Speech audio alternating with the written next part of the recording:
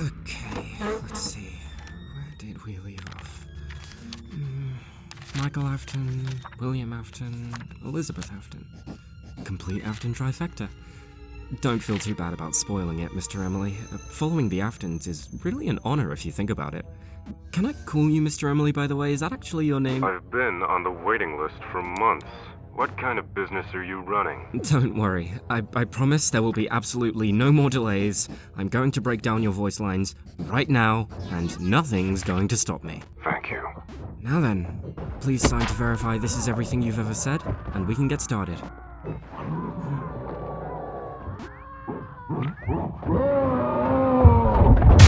I am here.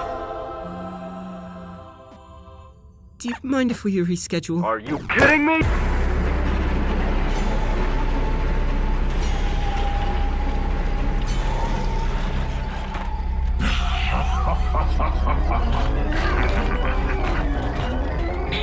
I'm the fun one.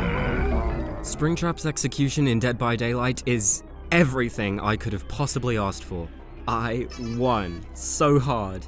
He is so cool and so faithful to his source material, but he also brings a ton of new stuff with him into this game, which is equally cool.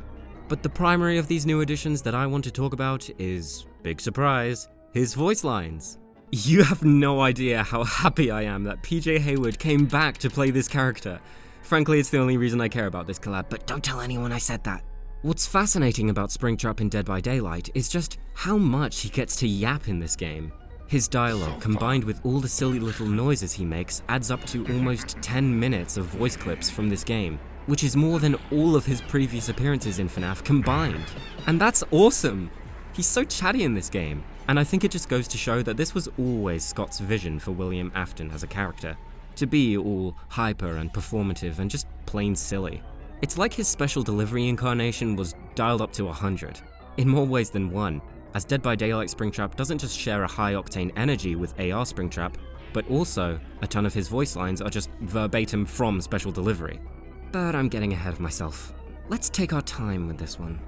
Basically, I'll be taking as many of Springtrap's voice lines in this game as I can, and squeezing all the characterization I can out of them.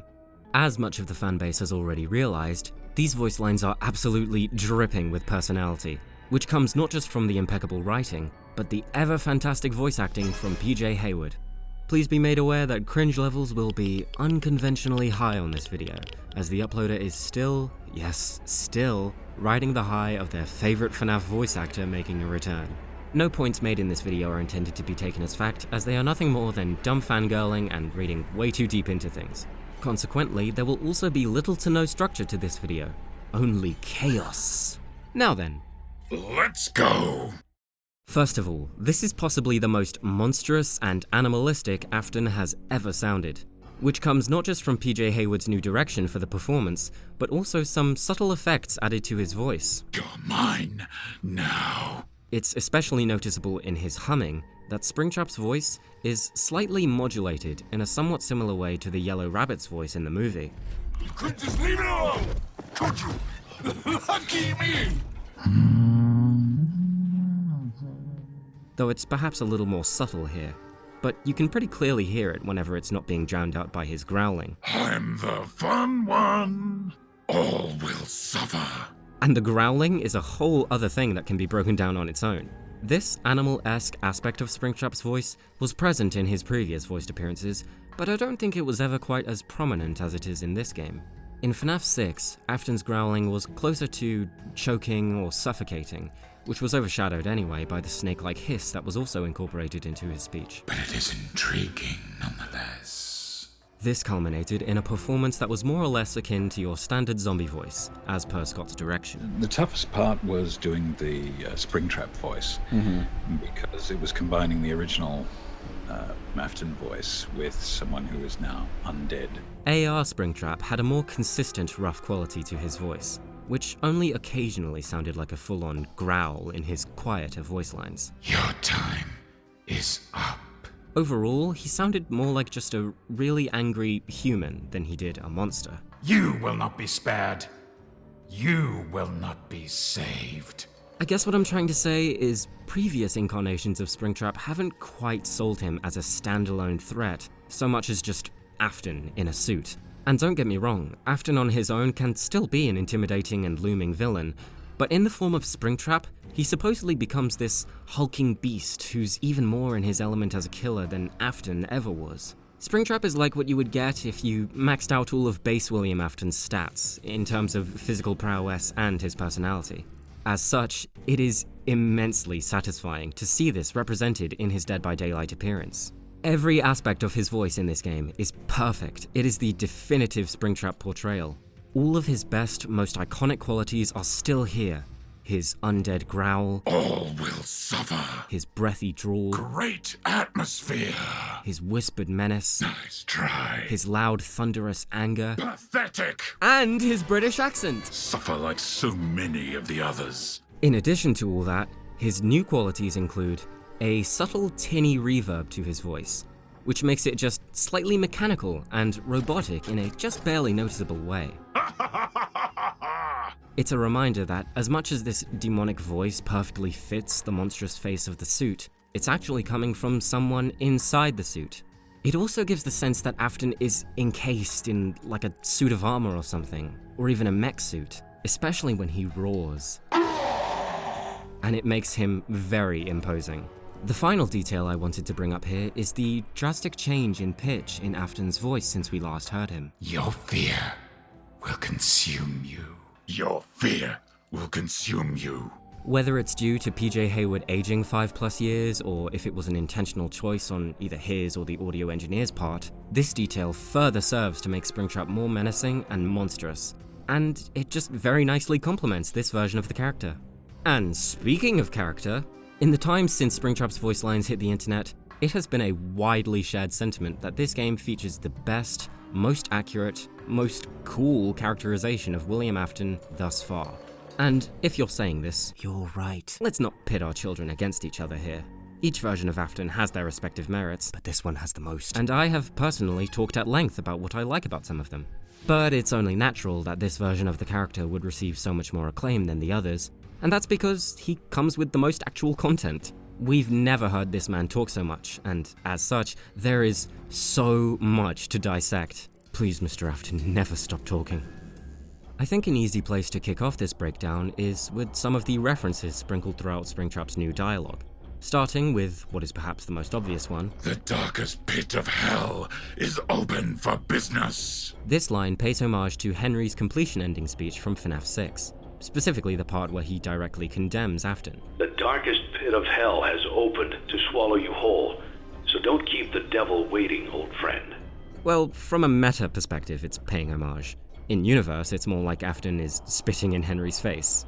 Here we have yet another example of Afton stealing quotes from other characters in the series, quotes that were originally aimed towards him, which he reclaims and uses against his own adversaries.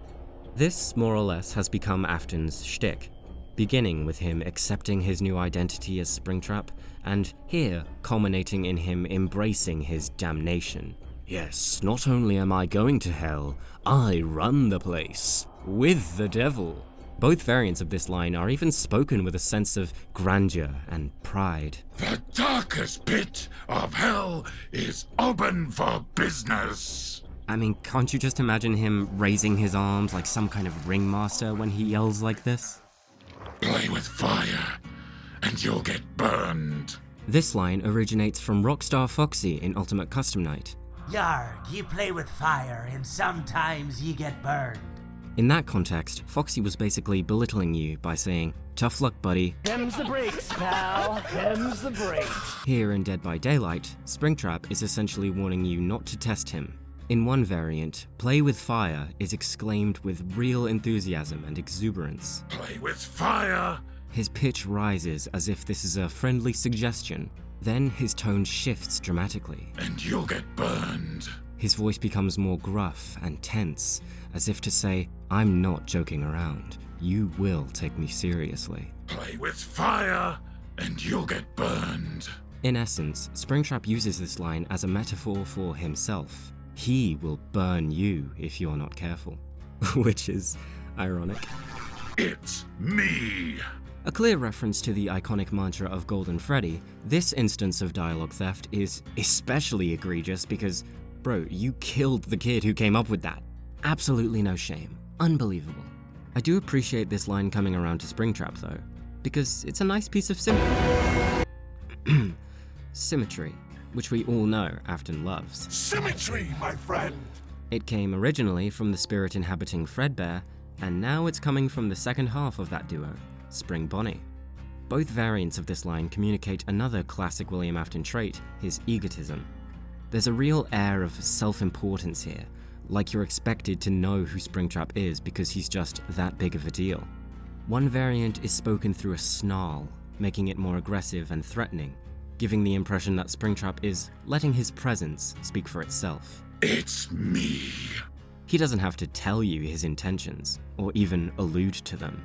You already know you're in danger when Springtrap arrives.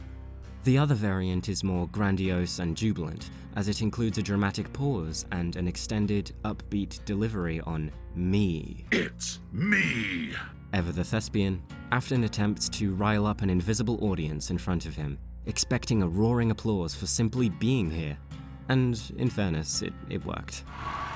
It's Springtrap, guys! I guess we made the right choice. Yes!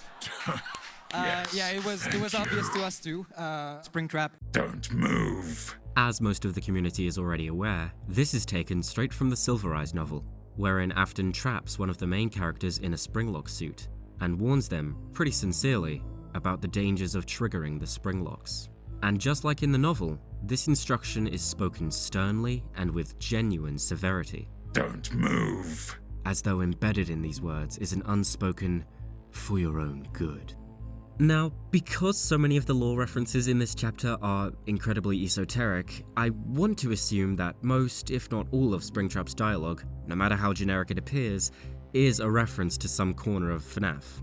So, even if this does sound like a stretch, personally, this line reminded me of the Fazbear Fright story, Ditophobia. You belong here. Removing these lines from their respective gameplay contexts can perhaps lead to seeing references in them that weren't intended. This one specifically is used when Springtrap hooks a survivor. But even in gameplay, it does kind of stick out, right? You belong here. The way this line is delivered, especially on here, with distinct emphasis, a tone of finality, and a drawn-out beat preceding it, gives a sense of grander scale than just the hook. Like he's talking about belonging to a larger idea than that.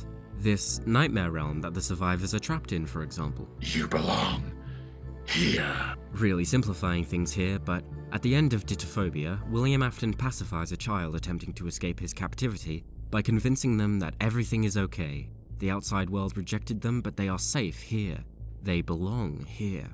Much like in Ditophobia, the place that Afton is trying to convince his victim that they belong in this line is the physical manifestation of a nightmare. We had this little gem of a game, this strange asymmetrical multiplayer game where 4 people are trying to escape a nightmare while someone is trying to murder them all. The delivery is strangely conspiratorial, but the words themselves are incredibly demeaning. It's as though Springtrap doesn't consider his victims as anything but stepping stones. Pawns in a larger scheme. That is their entire purpose. It might not even be a stretch to assume that this was also his mindset towards the missing children, as it's implied that they too were sacrifices he felt had to be made in the name of scientific progress. Fascinating. What they have become. A line with a similar conspiratorial vibe would be yet another hook line. You will see. See what? What is he talking about? Death? Fear? Well, personally, my immediate thought upon hearing this line was a little excerpt from the Silver Eyes novel, which I will now read for you. Quote, "Before him stood someone who had spent so much of his life fighting like a cornered rat that he had taken on the mantle of bitter sadism as an integral part of himself. He would strike out against others and revel in their pain, feeling righteously that the world owed him his cruel pleasures." End quote. Now, I'm not claiming this voice line is a reference to this passage or anything, but I was reminded of it because I feel like both of these texts communicate the same thing about William Afton. You will see. There is such intense resentment in his delivery. The harsh hissing on C, how his voice tightens on that word, like he's verbally trying to strangle you, and how his vowels are otherwise very subdued, giving the impression that his mouth is closed for most of the delivery, that he's gritting his teeth. You will see. Plus, the words themselves are just incredibly ominous. It implies that he knows something that you don't, that he's seen something that you haven't, something imminent. Maybe it is death, maybe it is fear, but the main thing that I think Springtrap is communicating is, you will suffer like he has. He's exacting revenge in a way, feeling righteously that he is owed his cruel pleasures. I will find you. It's entirely possible that this is just a generic slasher quip, but I feel pretty confident that it's another example of Springtrap plagiarizing quotes from other characters, and in this case specifically, Michael Afton. I'm going to come find you. Though the plagiarism here is a little less overt than it was in the special delivery trailer. I'm going to come find you. It's also more vicious and more direct than either previous version. Going to come find is condensed to will find, making the action an inevitability rather than a simple threat. The panache behind the delivery of the first variant imbues it with a real sense of pride, like this is all just a game that he knows he's going to win. I will find you. Whereas the second variant makes it sound like Springtrap has something to prove, his tone bubbling with resentment. I will find you. Ultimately, both variants display arrogance, a staple of Afton's personality as we've learned from his previous depictions. And not just in terms of his attitude, but because of the audacity to steal dialogue like this. I promise it's not just my Michael Afton-shaped brain that's making me think this. Let's pull you apart. The harsh consonants in this voice line, the S's and the P's, are delivered very aggressively, but also with a distinct smile, which implies a feeling of sadistic, manic excitement. It also edges slightly on eager curiosity, as if he's saying, I wonder what will happen. The rest of Springtrap's plagiarized lines past this point are basically just one-to-one with the lines he's stealing from. He kinda just stops bothering to hide the theft. This one, on the other hand, he put real effort into trying to make his own. It's a heavily mutated version of the UCN Nightmare Fredbear line that he stole back in FNAF AR. Let's see how many times you can be pulled apart. Let's see how many times you can be pulled apart and put back together again. Let's pull you apart. You ain't sneaky, Billiam. Great atmosphere. I'm not sure if many other people interpret this line this way, but it reminds me personally of the statistics by which your pizzeria was rated in FNAF 6. One of these statistics was atmosphere, which would attract more customers if it was at a high value. What this conveys to me is that Afton is being brought back in his memory to when he used to work at Freddy's. You know, like he's going back into work mode or something. One variant is full of vigorous admiration. Great atmosphere. And the other gives off more serious approval. Great atmosphere. Both of which work with this interpretation, I think. Springtrap only says this when waiting in the game's lobby, which is the scenario where most characters will comment on the mysterious and spooky environment of the trial grounds. What is this place? It feels like a dream. What a dark and wondrous place. Why am I here? What is this nightmare? I love this place.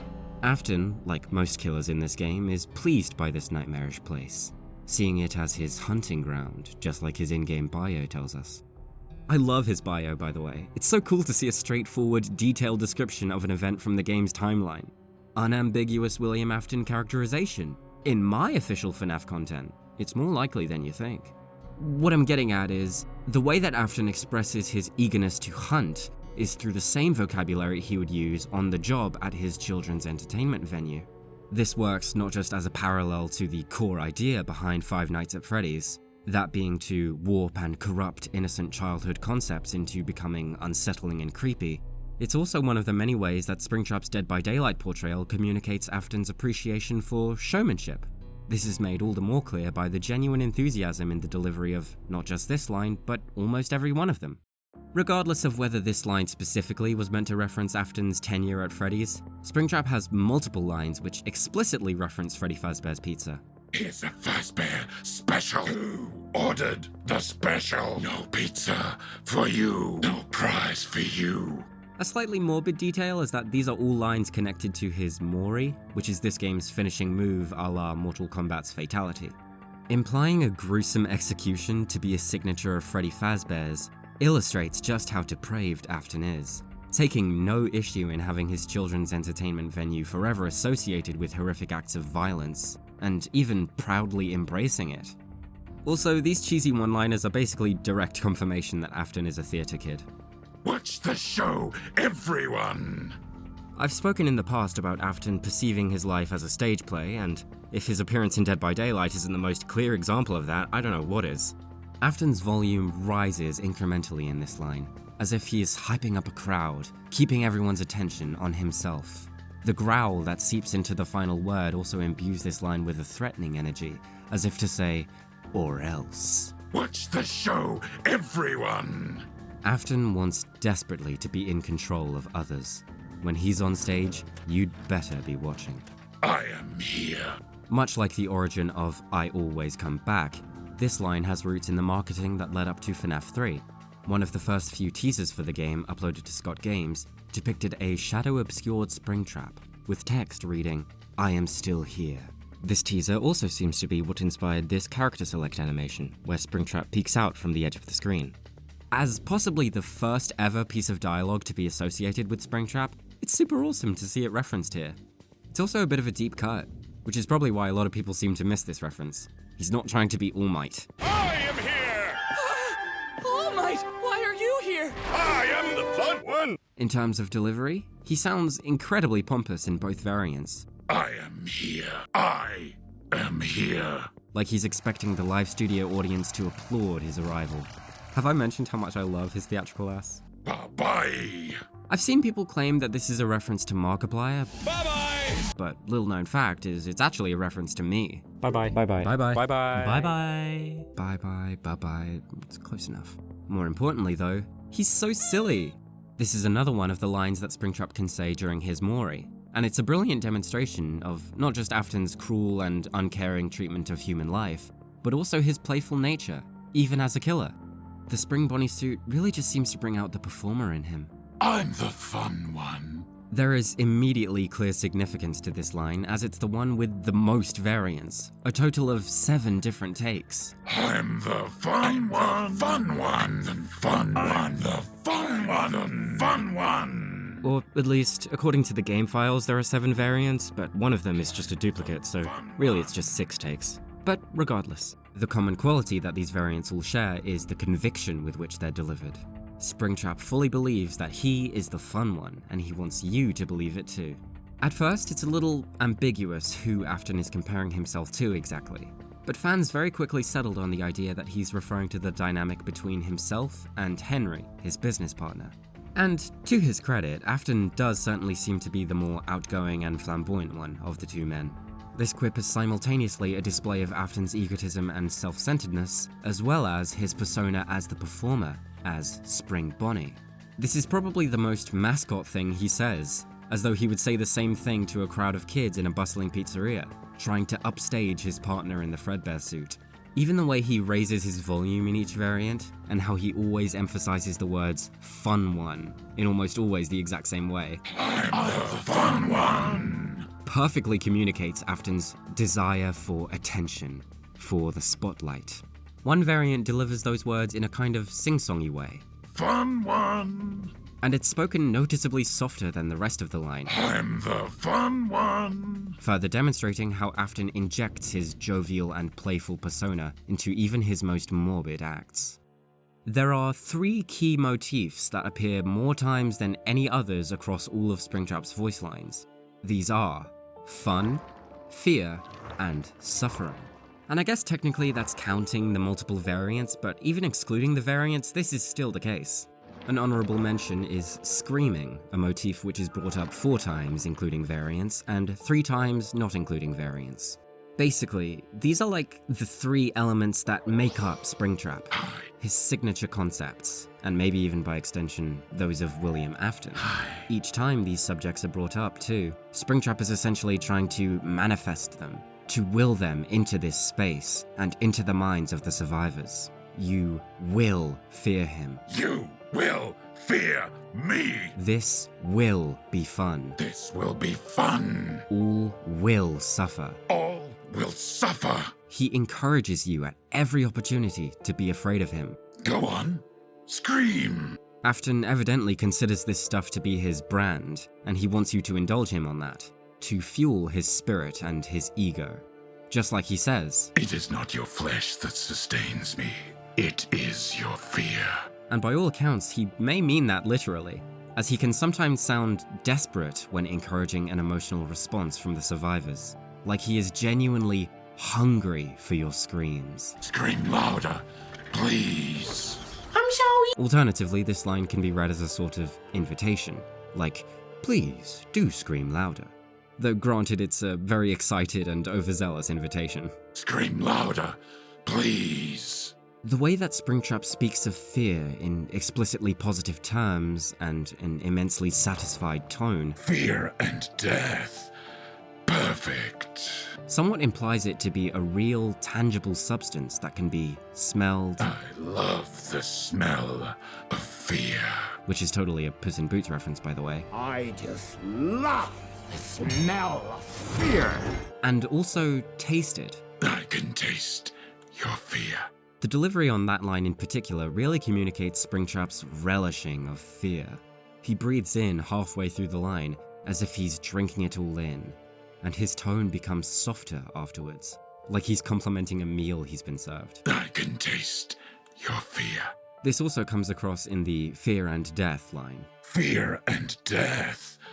Perfect. Unless he's just being his usual over-the-top self in these instances, which is not at all unlikely, it seems equally likely, by just how frequently he brings it up, that he does mean these statements in a literal sense. Like fear operates in the same way as agony in the FNAF universe, or something like that, I don't know. Despite Springtrap's apparent love of fear, however, he also portrays it as a destructive force. Fear will destroy you. I've brought up in the past how Afton is influenced heavily by his own fear, and how he seems to perceive fear as the ultimate torment. In Special Delivery, Springtrap speaks of fear almost as though he is genuinely trying to warn the listener of the dangers of fear. Your fear will consume you. In Dead by Daylight, this line, as well as another one that is taken straight from Special Delivery, your fear will consume you, further reinforces that idea, as he speaks with much the same wary, foreboding tone as he did in Special Delivery. Fear will destroy you. He's had plenty of run-ins with fear, and he can tell you firsthand how destructive it is.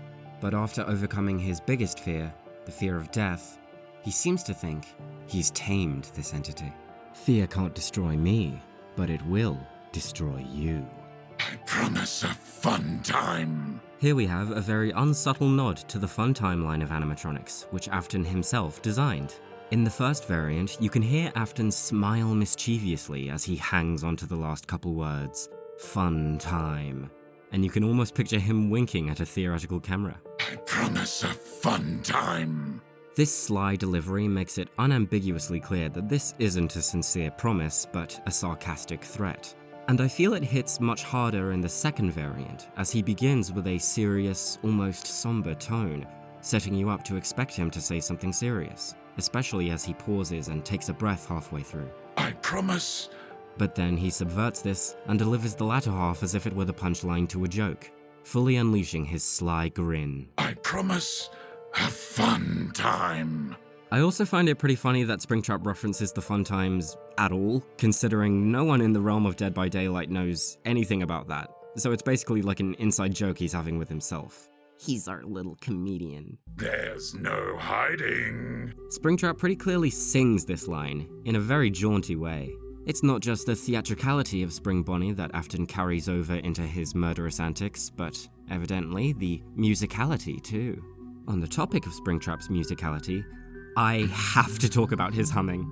It's admittedly a very niche, random detail to be so infatuated with, but I personally find it really cool because I've always headcanoned William Afton as having a habit of humming, and it's a little gratifying to see that represented in official FNAF media. It was kind of alluded to in the movie trailer, though it didn't make it into the final product, but like, here, this is concrete. This is game Afton. That's...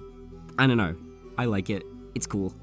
Like I said earlier, these voice clips are also perhaps the clearest showcase of the modulation in Springtrap's voice.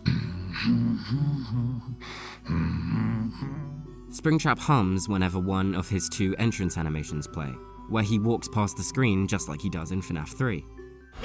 Sometimes he sounds like he's trying to be imposing and scary, as his breath comes out more loud, forceful, and strained. While at other times he sounds genuinely relaxed and carefree, as each breath is light and more fluid. This one is hardly even humming, it's more like a stretching yawn.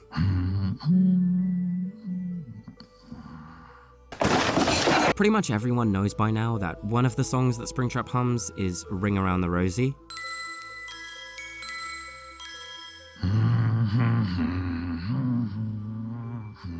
Which I think is a brilliant song choice to represent Springtrap. It's a notorious nursery rhyme known for having deceptively innocent lyrics that supposedly carry morbid undertones. Traditionally, children would join hands and dance in a circle formation while singing this song as a sort of playground game. The dance would conclude with each child falling to the ground in a way that is often interpreted as an analogue to dying from disease. It's immensely fitting that William Afton would hum Ring Around the Rosie to signal his arrival, as it represents him attempting to fit in with innocent, childlike imagery in his mascot costume to lure in his victims. Now, only one of the melodies that Springtrap hums is definitively Ring Around the Rosie, and I don't think every single instance of his humming has a real corresponding song. Instead, I think it's more likely that these tunes are fully improvised, and it's just Springtrap letting out a random assortment of notes because he's that at ease. When he hums Ring Around the Rosie, it's a little more forceful than the rest. There's intent behind this tune. It's definitely not random.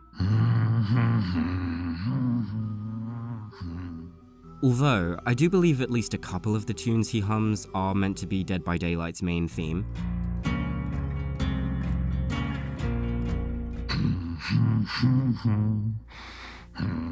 Another possibility I've thought of is that he's humming Bayu Bayu Shki Bayu, the lullaby that the Huntress also sings in this game.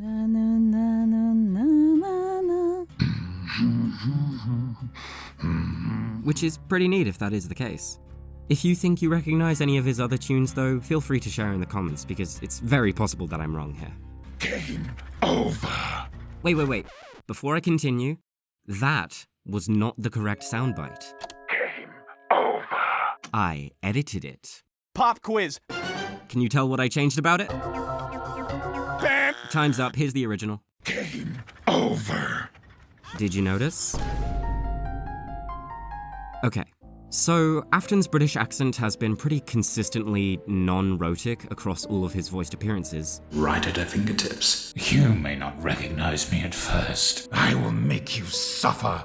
Thank you to MT13 Industries for teaching me that word, by the way. I really like your videos about the Afton's British accent. And this is mostly the case in Dead by Daylight, too. There.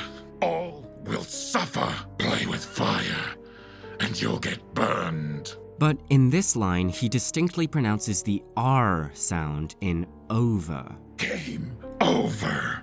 Now, PJ Hayward has been living in America for roughly 10 years now, so it is possible that some of the American twang he might have picked up over time just slipped into his performance by accident. In 2012, we were immigrating over to the US, so there was I had some time where I wasn't legally allowed to work yet, but that's when I started looking around for work. So I wouldn't call myself a professional. I mean, Andy and Heather are working voice actors. I'm dabbling in voice acting. But I don't ever take minute details like this for granted. That's not what these videos are about. Consider this. The phrase game over is inherently associated with childish folly, which Afton would know all about, having run a children's entertainment venue where video games were heavily involved. As well as referencing the fact that Springtrap comes from a video game, one with its own game over screen, it also serves as infantilization and condescension towards the survivors. He's spelling it out to you, in the clearest terms he possibly can, that you are finished. And to go along with that, He carefully and precisely enunciates each syllable as if you are a child. At the same time though, Springtrap treats the trials as a game. And in a way, he's admitting that here by referring to it as a game, revealing himself to be just as childish and immature as he chastises his victims for being. No one will save you. This line harkens back to William Afton's role in FNAF 2, when he was only known as the ominous and mysterious purple guy. In that game, Afton served as a portent of imminent doom. His actions in the death minigames were inevitable, and they could not be prevented. In the Save Them minigame, a disembodied voice spells out the words, "Save them," as you navigate a pizzeria littered with corpses. Encountering the purple guy and being caught by him in this minigame will trigger a unique game over screen, where the game cuts to static and flashes the text, "You can't," in the corner of the screen, before the game closes. This text is heavily speculated to be William Afton himself telling you that you can't save them presumably being the spirits of the children. Whether or not this little moment did actually inspire this particular line of dialogue in Dead by Daylight, they very much share similar DNA. Afton reinforces the futility of resistance and the hopelessness of believing that one can be saved from his torment. The two texts also just neatly pair with one another. He tells the victim, "No one will save you," and he tells the one trying to save them, "You can't." Insolent whelp. From what I gather, this is actually a relatively common insult used in a bunch of different media. So it is a little generic, but it's still effective characterization for Springtrap. Insolent whelp. Insolent whelp. Insolent whelp. Insolent whelp. Insolent little whelp. Insolent child. Insolent child. By degrading his victims like this, he asserts his power and superiority over them. He likens them to a disobedient child, a puppy even. A pet. Thereby dehumanizing them. It's also one of the few angry voice lines Springtrap has for hooking a survivor. Not just in delivery, but in the wording too. For the rest of them, his tone is usually more mocking and, as you'd expect, playful. Wait there. Up you go. Farewell. Goodbye. Insolent whelp. He's releasing his frustration onto the survivor for some reason. I honestly don't know why he's so pissed off here. Like, you won, bro, relax. Perhaps it's the return of a detail from FNAF 6, where Afton's tone indicates that he's offended at the idea that someone thinks they could best him. What a deceptive calling. I knew it was a lie the moment I heard it, obviously. Maybe he feels that same outrage here, at the idea that the survivors are actively trying to escape him, insulting his capability in that way. Also, referring to the survivors with animalistic terminology while attempting to sacrifice them to a demonic entity sounds like another way of convincing them that they belong here. Like, your purpose is to be a sacrifice, and it is insolent to try to avoid this. Maybe, I don't know. You will submit. So yeah, again, Afton tries very hard to impress his dominance upon the survivors. Not even demanding your submission, but more like straight up declaring it. He doesn't emphasize will in either variant. More weight is placed onto the word submit. In the first variant, he ends on a downward pitch, indicating a careless, somewhat fed up attitude. You will submit. No matter how much you may fight it, he knows your submission is inevitable. The other variant of this line is a little more forceful and threatening, with a slightly harsher edge to the delivery, especially on that final syllable. You will submit. Both variants, however, are delivered with a creeping smile. In this context, Springtrap has the survivor down on the ground, wounded and helpless. So he knows that right now, in this moment, he has won, and he can't help relishing this little victory and indulging his power trip. Exquisite. Besides it being maybe the most blatant reminder of Afton's Britishness, other than his teeth, of course. This voice line is another example of Springtrap deriving nourishment from the suffering of his victims. He slightly channels the Scraptrap hiss with his sibilance here, which makes it sound like he's savoring this feeling, hanging on to the taste for as long as he can. Exquisite. Springtrap also conveys this energy through his various snarls, or groans, or whatever you want to call them. These noises. I'd be remiss if I didn't talk about these, because they're yet another very prominent aspect of Dead by Daylight Springtrap, and another one that originated from Special Delivery. Springtrap only had 3 variations of snarl in special delivery, so I'm a little surprised that they went on to feature so heavily in his Dead by Daylight voice clips. He snarls whenever he enters the lobby, lands a successful hit on a survivor, readies his axe, reclaims his axe, hooks a survivor, finds a survivor in a locker, and when he starts his mori. It might sound like a joke to compare these noises to sighing after taking a refreshing sip of water, which I've seen a number of people say, but I think that's a completely valid interpretation. It complements the idea that Springtrap feeds off of his victim's suffering, which has been implied multiple times through his dialogue in this game. It also just makes sense given the context in which he makes these noises. He's expressing his satisfaction, his pleasure at the prospect of your pain. I also think it adds to the animalistic nature that this iteration of him displays. At times, he sounds like he's hissing, like straight up spicy cat hissing. It could be to intimidate you, to toy with you, or it could just be his natural reaction to cornering his prey. Maybe he's fully embraced his wild side. Who knows? There. It seriously cannot be overstated just how much fun Springtrap is having in this game. He chuckles at the end of this line, and the smile in his voice is just so loud. There. The trial grounds really are just like a playground for this guy. I'm so sorry. Springtrap hesitates after "I'm," and his whole delivery sounds as if he's tensed up, especially as his pitch is unusually high. I'm so sorry. He's pretty plainly stifling laughter as he says this, mocking his victim as he apologizes to them with zero sincerity. Oh yeah, this is one of his Mori voice lines, by the way. This line is squeezed right between Springtrap stabbing a survivor in the chest, groaning in satisfaction as he does so, and laughing maniacally at them being shredded by whatever we're deciding to call this guy. Throwing a totally disingenuous sorry in there is peak Afton disrespect. What an asshole. I know. So fun. Another Mori line, another instance of sarcastic mockery from Springtrap. Here, he tries to hype up the survivors for their imminent death, like it's some kind of amusement park ride. He pretends their screams of terror are just the sounds of excitement, treating them yet again like a child.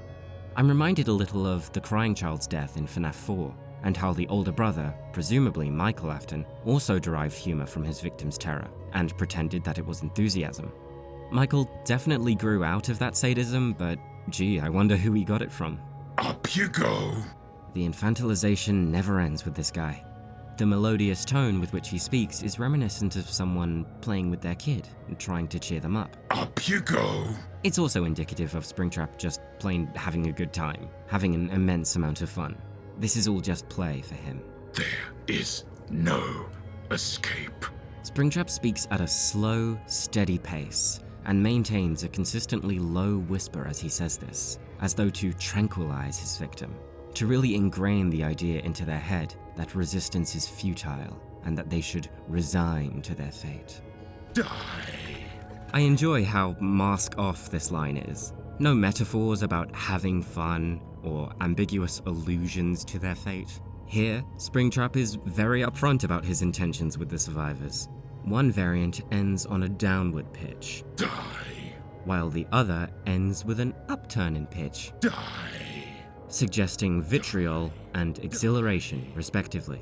Though it's apparent in both variations that Springtrap has grown frustrated with his victim, enough to the point that he no longer wishes to put on a show for them, to perform. And what better time to take the mask off than when there is literally no escape for the victim? Also, speaking of mask off, Springtrap screams a lot in this game, which I love, because while it is primarily meant to be a reference to the jump scares in FNAF, it also significantly contributes to Springtrap being presented as very animalistic. I mean, these are hardly even screams, they're beastly roars. And they are all distinctly set apart from Springtrap's normal voice, with heavy distortion and reverb applied to them, as if something primal has activated in Springtrap to allow him to sound like this. In one instance, Springtrap even makes these ape-like grunting noises before he bellows. which I find especially cool because that's like the exact same noise Matthew Lillard made to get into character as the Yellow Rabbit. Yeah. Hold on a sec. The way I get into this thing is I do like an ape thing, so hold on a sec. Also, layered under some of these screams is a kind of high-pitched screeching, which really makes him sound like some kind of movie monster. Now, I believe that there are 4 situations in this game wherein Springtrap will scream. Number 1 is his idle animation in the lobby, which references a rare screen in FNAF 3. The next is his match start animation. The third is when he yoinks his axe out of a survivor's back. And the last is his Mori. He does also jump scare the player if he catches them traveling through his security doors. But this uses a unique sound effect, not at all like his usual roars. Also, this sound has the FNAF 3 jump scare sound mixed into it. So I don't want to see any complaints that the devs should have given Springtrap his FNAF 3 jump scare, because they did, it's right there. I've seen people say that the Dead by Daylight rendition of Springtrap attempting to pry open his mask reads as more performative than it does in FNAF 3, where it seems more genuinely distressed and desperate. If anything, I think the Dead by Daylight version is even more visceral and intense. Yes, Afton as a whole is portrayed more unabashedly theatrical in Dead by Daylight than he has been in previous FNAF games, and it is a little goofy to see him go straight from this sudden erratic outburst right back to just standing there, aura farming. But none of that takes away from the sheer agony expressed by Springtrap's animation and his voice acting in this brief sequence. His movements are abrupt, pained, and rigid. He hunches over suddenly, clutches his head and convulses in pain, neglecting his knife and letting it fall to the ground. He breathes quick, heavy, and panicked before letting out an excruciating bellow. And as he does, he grips the jaw of his mask, pulling it open, and his rotten, mummified head protrudes from inside, the mouths of both heads agape and oscillating violently, as if both the suit and Afton are screaming in pain. Just as suddenly as the outburst starts, however, it quickly dissipates, as Afton suddenly freezes in place, stunned, and then recomposes himself like nothing happened. I am fascinated by the implications of this lobby animation. Afton obviously relishes the power granted from the marriage of his human body with the Spring Bonnie suit, but this fusion still did irreparable damage to him physically. The way he peeks his head out of the mask and hyperventilates before he screams suggests that he's essentially suffocating in the suit, and ripping the mask open is like swimming up to the surface of the water for air. Perhaps the layering of another, higher-pitched scream beneath Afton's is to highlight the suit as a separate entity that Afton has to wrestle with in order to maintain control. One way Afton exercises control, particularly over the survivors, is through derision. Ordinarily, his statements are pretty whimsical and inappropriately light-hearted for a killer. No pizza for you. But this makes his genuinely scathing insults come across all the more vicious, like he's not in the mood to play around now. Pathetic! This line in particular has multiple variants where Springtrap yells and stresses the consonants, primarily the thorn. Pathetic! Placing weight on this part of the word makes it sound as though he's throwing the word at you full force. Pathetic! On the opposite end though, one of his variants makes him sound absolutely disinterested in you, as his volume remains relatively low, and he ends on a downward pitch. Pathetic! Like you seriously disappointed him. A poor showing. Another example of Afton's perception of the world as one big show, this line sees Afton rating other people's performance now, not just his own. And it's just like him to praise himself as a great, entertaining performer, while deeming everyone else as totally weak.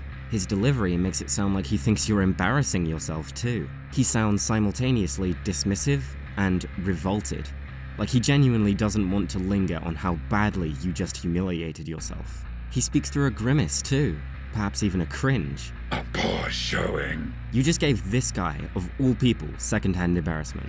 That's... wow. Oh, for naught. Springtrap emphasizes your failure here through drawing out his words and using pitch to communicate different moods. He lingers on the words all and not, highlighting them as the key words, but also using them to illustrate how futile your efforts were, by summarizing it all with effectively just 2 words. To him, your efforts barely amounted to anything. He also decreases in pitch with each word, starting at a triumphant, optimistic high pitch on all, and stepping all the way down to a harsh, much lower pitch on naught. All for naught. As if to accentuate the disappointment. Come with me. Springtrap's tone throughout most of his dialogue is a combination of angry yet jubilant, light-hearted but still somehow harsh. He's so overwhelmed with excitement and control that he exclaims practically everything he says, while simultaneously wearing the widest grin imaginable. I suppose I'm only realizing this with this line because the E sound just really makes the smile in Springtrap's voice especially prominent. Come with me. This line is somewhat similar to a phrase that appears in multiple different corners of the FNAF franchise, which is also usually associated with William Afton, and that is, follow me. This could mean nothing, but I choose to believe that it represents William being brought back to the missing children incident, and reusing the words that he used to lure away those children.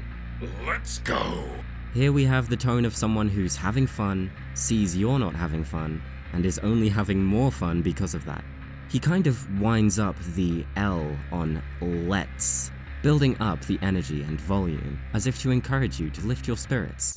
Let's. Then the energy dips down slightly on go, which sounds comparatively more flat. It sounds like he very suddenly activated serious mode. Let's go. To me, this is a rather stern, almost parental tone. Springtrap is having fun, he's very upfront about that, but he also doesn't want to come across as any less imposing. So in a way, he's kind of enforcing the fun. Let's go, whether you want to or not. And hey, if his dialogue and carefree theatrics don't clue you into the fact that Springtrap is having the time of his life, that much is also evident in his manic, but very genuine, laughter. Springtrap laughs whenever he does pretty much anything. Entering the lobby, aiming his axe, reclaiming his axe, hitting a survivor, downing a survivor, hooking a survivor, finding a survivor in a locker, beginning his mori, and watching the survivor die. I really have to applaud PJ Hayward for how naturally he plays Springtrap's laughter. From the excited laughs, to the fascinated chortles, to the sincerely amused giggles, you really get a sense of how Springtrap is feeling every time he laughs, and subsequently, you can discern quite a lot about his character. First of all, I like that some of Springtrap's laughter still has that forced, somewhat pained quality that he had in Special Delivery.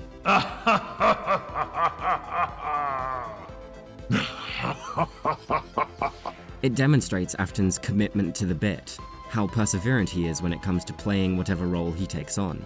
When he has to force out the laughter, it's because he's dedicated to coming across as fearless and intimidating. For the most part though, Springtrap's laughter feels very much uncontrollable, like the urge to laugh just overtakes him, which you can tell because he does that thing where you unintentionally throw a consonant in the beginning of your laughter. Whenever he erupts into this kind of laughter, he usually plays it up and doesn't stop himself, going on for a relatively long time, like he doesn't want the fun to end.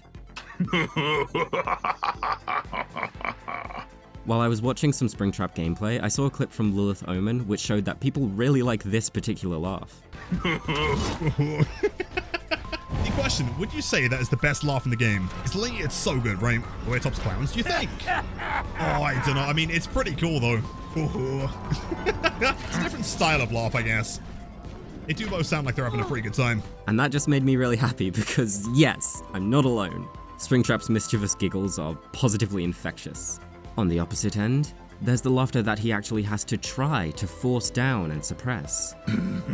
These chuckles come in short bursts and are relatively quiet, which communicates that they aren't for the sake of putting on a show or for painting himself in a particular way. These laughs are intimate. They're just for him. It feels kind of invasive to hear them. An example of these kind of laughs can be heard during Springtrap's Mori, as he watches the survivor being skewered. Combined with his facial animation, this laugh comes across to me as an expression of fascination. Like he's not just amused, but also somewhat astounded by what he's witnessing. It tickles the curious, inquisitive part of his brain somehow. Some other instances of his laughter, especially those that are mixed with a yell, give the impression that he would have made a quip just now, but he was simply having too much fun to form the words. At times, it actually does sound like he's trying to say something, but just gets drowned out by the giggle fit. This one sounds like either here or yeah. Here. But also, when I first heard it, I thought he was trying to say fear. Here. Overall, I guess I just really like how much we get to hear Springtrap laughing. I think he uses every variation of vowel in his laughter, from hoo-hoo to ho-ho to even hee-hee. Now that's the sound of someone who's clearly up to no good. I was such a fool for ever thinking that PJ could struggle to laugh in the Springtrap voice. The other sounds pained and forced, which you could argue was a mistake on PJ Hayward's part because laughing while maintaining the Springtrap voice is hard. Are they stupid? What a pity. This delivery has a lot in common with Springtrap saying, "I'm so sorry." On top of them both being Mori lines, they are both sentiments of sympathy, which Springtrap very plainly does not mean sincerely in any way, as his tone is laced with sarcasm. I'm so sorry. What a pity. Especially with how consistently low his pitch stays, the vibe that Springtrap is giving off is that he doesn't actually feel any pity for you, but rather, he can't wait to be done with you. He's just saying this to rub salt in the wound, by essentially going, "Aw, how sad for you." What an asshole. Your struggle will end soon. I absolutely love how the delivery of this line makes it sound like a sales pitch. Springtrap's tone is pretty consistently low through most of it, but on the last word, his pitch drastically increases, giving the statement a sense of intrigue and curiosity. Your struggle will end soon. Truly, the snake oil salesman in William never left. Here he is literally selling death. Do watch Gravity Falls. Springtrap is just generally very eager for the survivors to die, and he gets a little giddy waiting for that to happen, shown not just in how he tries to persuade them into accepting their deaths, but also in his false pleasantries. Goodbye. The smile, the playful way his pitch and volume rise and fall. He's excited for you to depart. Farewell. Here, he forces the word out with a vigor and aggression that would fit more with saying something like, "good riddance." It's quite fitting for William Afton to launder his malevolence through sounding polite, which I absolutely love because it really feels like a natural evolution of the behavior we saw in Sister Location's opening. She can dance. She can sing. I know you are near. I'm not really sure what's going on with the overall effect permeating this voice line. It sounds like maybe PJ whispered a little too quietly into the microphone and the audio got a little scuffed when raising the volume in post or something. But there's also no reason this effect can't be diegetic. This hybrid of hiss, whisper, and growl is very reminiscent of Scraptrap in FNAF 6. How can I resist? But also, because of how breathy it is, it's vaguely similar to the booming quality of Springtrap's voice whenever he roars in this game. The tone of his delivery conveys vexation and stubbornness, and the words themselves are very much evocative of a predatory animal, a hunter. I know you are near. All of these qualities in mind, this line seems to portray Springtrap channeling his animalistic side, which, surprisingly, although many of his mannerisms and the noises he makes portray that, not much of his actual dialogue does, as it mostly just focuses on him having a fun time. But anyway, I just think that's a cool idea. Springtrap not just acting and sounding like some predatory beast, but talking like one too. Does he realize he's a rabbit? I have claimed you. Very curious to know what Springtrap actually means by this. When he used similar phrasing in Special Delivery, it was because he was stealing that quote from Nightmare in UCN. I am here to claim what is left of you. I am here to claim what is left of you. He spoke of claiming your remains, not you as a whole. You didn't claim me. You killed me, is what you've done! But I suppose it's another instance of Afton considering his atrocities to be achievements. He talks about killing you like he's adding you to his collection. You're another trophy for him to adorn, reinforced by the smile and the pride in his voice. I have claimed you. Let the fun begin. Springtrap really stresses the word fun, with a significant spike in pitch and volume, and especially by prolonging the F sound. Let the fun begin. Such heavy emphasis almost implies that fun is being used as a code word or something. Springtrap knows his definition of fun is exclusively used by him, and he uses it as a threat, and also a little joke to amuse himself, I guess. This is a very ringmaster line, and Springtrap delivers it as such, with the same pace and largely the same emphasis you would expect to hear from the announcer in a circus, but twisted in other aspects to make it more sinister. Let the fun begin. It's like he's playing the words in a minor key, where they would ordinarily be played in a major key. The party begins now. I really enjoy how many references there are to Freddy Fazbear's in Springtrap's dialogue. As a place where many children's birthday parties were held, this was probably a slogan that was heard many times in Afton's old pizzeria. Springtrap delivers it like a regular master of ceremonies, pausing for suspense, and emphasizing the last two words to really get the crowd pumped. The party begins now. Party is also stressed in a similar way to fun in the previous line, like there's hidden significance or meaning behind that word that only Springtrap would understand. The fun, the party.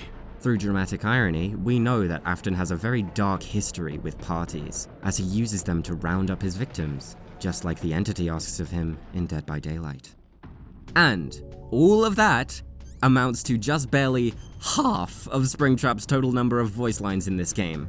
And don't think that I don't have anything to say about the rest of them. It's just that I'd just be repeating myself with my observations, more than I already have, not just in this video, but in the previous William Afton video. So, to finish off this breakdown, I'd like to compare Springtrap's lines in Dead by Daylight that were copied directly from his dialogue in previous FNAF material with those original voice lines. First up are the ones that he had already stolen in previous appearances. I am here to claim what is left of you. I am here to claim what is left of you. Just listening back to those clips side by side, I am still astounded at the difference in pitch. I could have sworn Afton always sounded deeper than this. Like, now he just sounds so young. I'm small. Really makes me wonder what PJ's Michael Afton would sound like now. Despite the pitch changing, his tone and conviction very much have not. He still delivers this line with intense vitriol, as he did most of his special delivery dialogue. Also, and this is true of both versions of this line, Springtrap begins the line with such a casual impassiveness that it makes him sound like this is some duty he's been assigned to carry out, like this is just routine for him. I am here to claim what is left of you. I am here to claim what is left of you. I also really like how he emphasizes the word left more this time around, to really impress upon you the brutality that you will be subject to, enough to the point that you will only be a collection of remains when he's finished with you. You will not be spared. You will not be saved. You will not be spared. You will not be saved. Seeing as the message being conveyed by these words is that he is ruthless, it seems only appropriate that Springtrap delivers the line with grave severity in his voice. He is deathly serious. You are doomed. And by the way, Springtrap doesn't just steal the whole quote this time around. He also reuses the wording in some other new lines. Like, no, we already know you stole this now. You can't take it back and pretend you didn't. You will not be spared. This one immediately goes back on what I just said, as Springtrap's delivery is suddenly very silly and playful and not at all serious. It features a sudden shift in his pacing and an upturn in pitch at the end. You will not be spared. It's just him toying with his victim, as he often likes to do. This one, on the other hand, is back to being serious. No one shall be spared. He doesn't project his voice like he normally does, electing this time to whisper. It comes across less as a threat and more like a promise, like he's setting himself a personal goal to leave no survivor unscathed, treating this all like a game once again. And, you know, technically he is right about that, but like, it's the principle, man. Okay, I think I've put it off long enough. I should probably address the elephant in the room, the thing I've skirted around for most of the video. The lore implications of Springtrap's dialogue. The last couple lines originate from Ultimate Custom Night, specifically from the Nightmare animatronic. I am here to claim what is left of you. You will not spared. You will not be saved. Taking that, and the other voice lines in this game ripped straight from UCN into consideration, my inference in my previous video on William Afton, that he intentionally copied these quotes from the animatronics in UCN, seems a little wrong now. I say this because, according to Springtrap's character profile in Dead by Daylight, he was engulfed by the fog and transported to this game's world while he was trapped in the safe room of one of the Freddy's locations. And that is long before the point in the timeline that UCN is commonly agreed to take place, that being immediately after the events of FNAF 6. And you know what, that stuff doesn't really cause much of an issue. A few people in my comments proposed the interpretation that the reason Springtrap shares dialogue with the UCN characters isn't because he stole them, but because the animatronics are actually imitating him. Like, Afton would say these kinds of things to his victims, and to torment him further, the UCN animatronics threw his quips back in his face. I like that interpretation, maybe even more than my own. But then there's the gaping anachronism of the darkest pit of hell is open for business. That. How could Springtrap be mimicking Henry's words if he comes from a point in the timeline before Henry ever even said this to him? The darkest pit of hell has opened to swallow you whole. Truthfully, I think the most accurate answer to this question is just that the writers for Springtrap's lines didn't think of that. And seeing as Springtrap's appearance in this game is decidedly not canon to FNAF in any way, his voice lines didn't really have to adhere to the rules of the FNAF timeline. But that's boring! We're gonna have to teeter on the edge of headcanon to explain this, but that's never stopped me before. Afton saying this before Henry recontextualizes it as his thing must mean that Afton was the first one to say it, and Henry was calling back to that, and not saying it for the first time in his final speech. It must have been something Afton said around Henry, maybe like when they were still business partners. Maybe he would say it as like sly workplace banter, like, oh, work is hell, am I right? Maybe? Does that work? Help me out here, fanfic writers. Ultimately, there's a lot of potential for creative explanations, if you consider all the FNAF content in Dead by Daylight as canon to the mainline FNAF continuity, but it doesn't all fit in perfectly by any means. This version of Springtrap is kind of meant to be unique to this game anyway, not representing any one specific FNAF game and instead grabbing from all corners of FNAF, which in my mind was the correct choice. It's similar to how Smash Bros made their version of Snake an abridgment of every version of that character, so he could have elements of all of his incarnations in Smash. Side note, Springtrap now has enough voice clips to seamlessly mod him into Smash, so someone get on this, now. But anyway, let's move on. Let's talk now about some Afton originals, the lines he came up with in previous games, which return in this game. I always come back. I always come back. Comparing the two versions of this voice line, they are incredibly similar in delivery, especially with always being stressed like Springtrap is correcting you for underestimating him. One difference I did notice, however, is that in FNAF 6, the line is spoken much more fluidly. You know, like the words flow together more smoothly. But in Dead by Daylight, Springtrap sort of charges up each word before he spits them out. I always come back. I always come back. Thus, the Dead by Daylight version comes across as more firm and more confident than the FNAF 6 version, which I didn't even think was possible because Afton was already super cocky in that game. FNAF 6 Afton also sounds comparatively more feeble, particularly in his enunciation of back. Back. The ah sound is breathy, as though he didn't have the strength to fully project his voice. I always come back. Whereas Dead by Daylight Springtrap pronounces each word clearly and emphatically. I always come back. If nothing else, this just works as a good point of reference for the evolution of PJ Hayward's Springtrap voice. But if we really want to dig into this from a character perspective, which I always do, it could signify Afton's underlying nerves in FNAF 6. He was very defensive when it came to his intelligence, his capability, his power. I knew it was a lie the moment I heard it, obviously. It makes sense that this insecurity would emerge even in the voice lines where he's bragging about how cool he is. Dead by Daylight Springtrap, on the other hand, is feeling very far from insecure. He's on top of the world, and the possibility that he's anything less than the most powerful man on the planet couldn't be further from his mind. Timeline-wise, this is his first time getting a taste of immortality.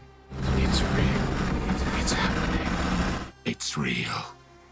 It's happening. A line I'm very pleasantly surprised the Dead by Daylight team pulled from, seeing as it comes from the relatively obscure launch trailer for FNAF AR. Apparently, very few people remember this trailer, or even that Springtrap speaks in it. So I like that it has some representation here, because Springtrap's portrayal in that trailer as this elusive, ghostly presence that speaks in hushed whispers is pretty different from how he's depicted in the rest of the franchise. As such, and seeing as it's one of his voice lines announcing the beginning of a match, a la a battle cry, it makes sense that in Dead by Daylight, his delivery of this line is not quite as hushed. It still has the vibe of trying to get into the head of the listener, still being spoken with minimal emotion and with a slight upturn in volume and pitch in the second half of the line. It's real. It's happening. But with some slight differences.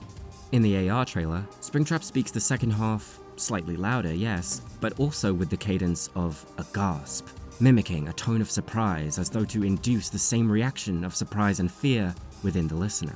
It's real. It's happening. In Dead by Daylight, Springtrap delivers the second half of the line through kind of a clenched jaw, as though he's frustrated. It's real. It's happening. He's trying to extract the fear from you more forcefully than AR Springtrap, who seemed a little more patient and methodical in his approach. Or at least in the trailer. I'm not entirely sure that holds up with his dialogue in the actual game. Suffer now, like all who have stood before me. Suffer now, like all who have stood before me. I've always liked how Springtrap commands you to suffer. Usually he threatens that he will make you suffer, but phrasing it like this makes it sound like he's offering you mercy, as if he's actually saying, surrender now. His tone in Dead by Daylight exudes authority, because by underplaying the first two words, he makes himself sound indifferent to your choice. Like he knows it doesn't matter, because one way or another, you will suffer. Suffer now, like all who have stood before me. He hammers in that doom and inevitability by emphasizing the word all, illustrating the scale of his victim count. Like all who have stood before me. Also, one thing I noticed recently is that this is one of the lines that Springtrap whispers in the special delivery trailer, or at least part of it is. Listen carefully and you can just barely hear him say, stood before me. And I just find that cool because I could not tell for the longest time what was actually being said among those whispers. People probably already knew this, but to me it still feels like a new discovery. So, yippee. I'm back. The delivery of both Dead by Daylight variants are much louder and more boisterous than special deliveries. I'm back! I still feel like both iterations portray Springtrap as being excited to be back in action again, but Dead by Daylight expresses that more overtly than special delivery, which takes a more subtle, hushed approach. Springtrap is more full of himself in Dead by Daylight. He's thinking, I knew I'd be back. I'm back! Whereas in special delivery, it sounds more like he's thinking, oh thank God. I'm back. Got you! Got you! I miss the laugh in this line. I understand it might make the line too long, but come on, it feels incomplete without it. Hell, even on an audio editing level, it sounds incomplete. Listen to how abruptly the line cuts off.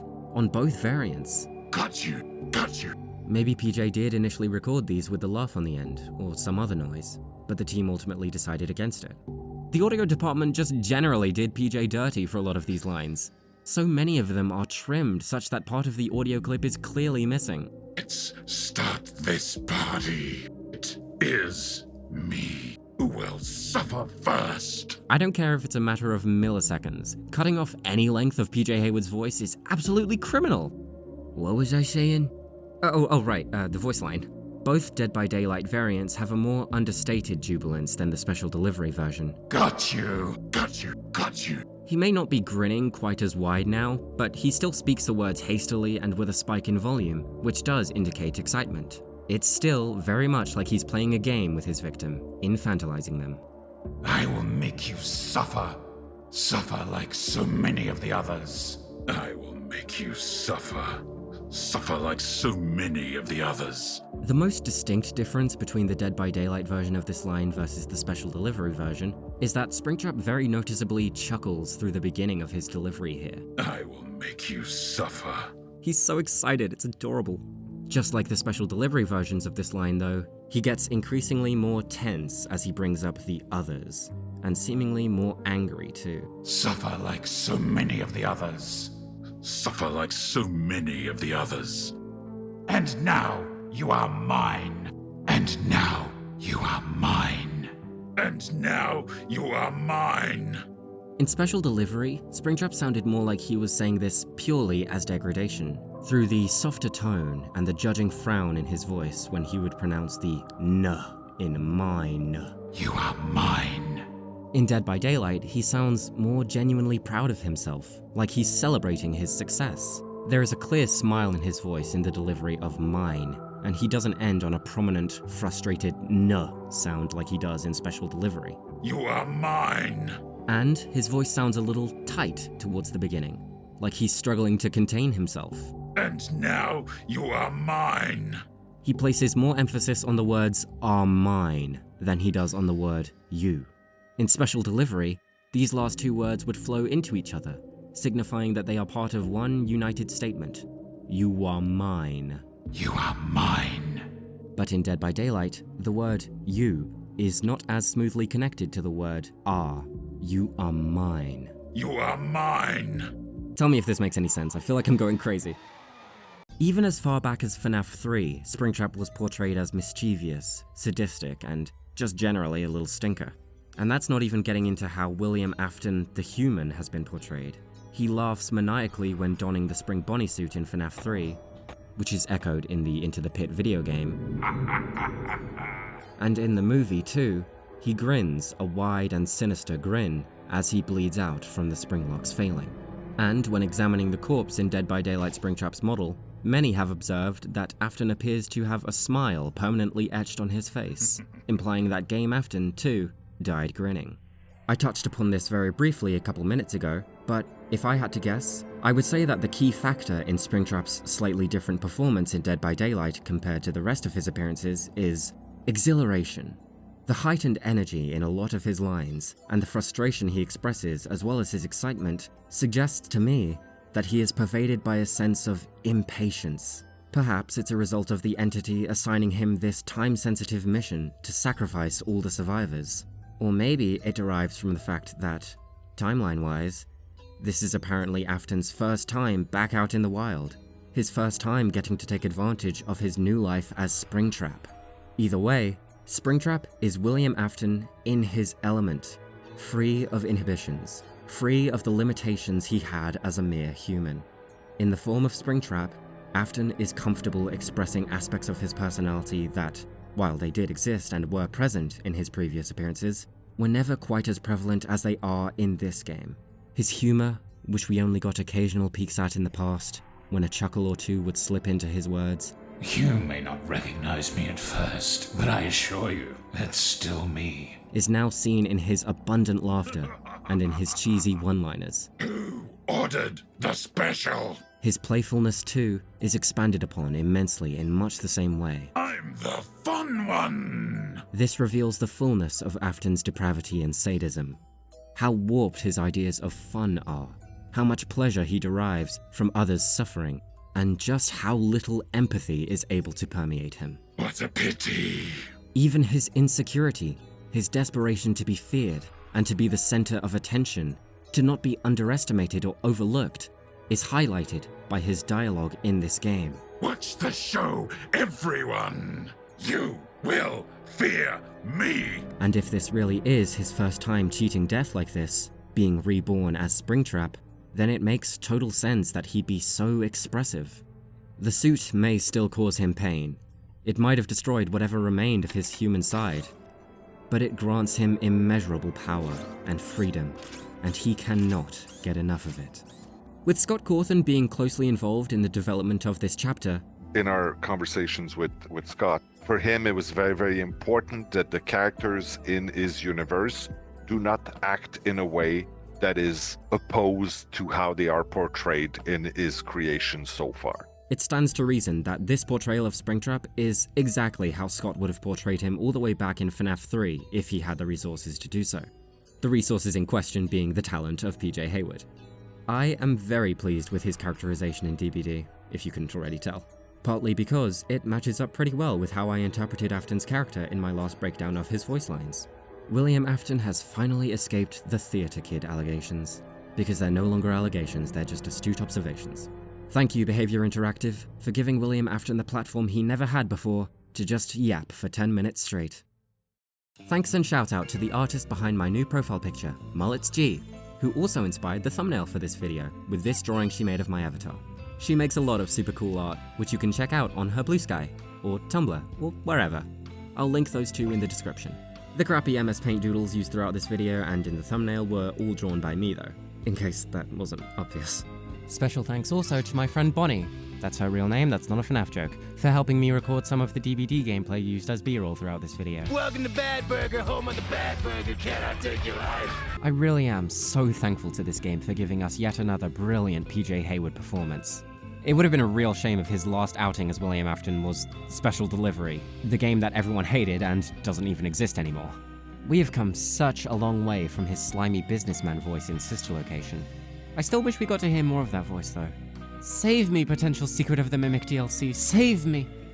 You may have noticed that, although he does also appear in this game, I didn't talk quite so much about Matthew Lillard's performance as the Yellow Rabbit in DBD. And, truth be told, I don't have a good excuse for that, it was just down to favoritism. Though, what I will say is, I like how the Yellow Rabbit's dialogue really showcases the disparity between Game Afton and Movie Afton. Despite them being alternate universe versions of the same character, they do still have their differences, namely in how they speak. They say the same things, but just in different ways. Instead of saying, "This is gonna be fun," like Movie Afton, Game Afton's rendition of that line is more distinguished and eloquent.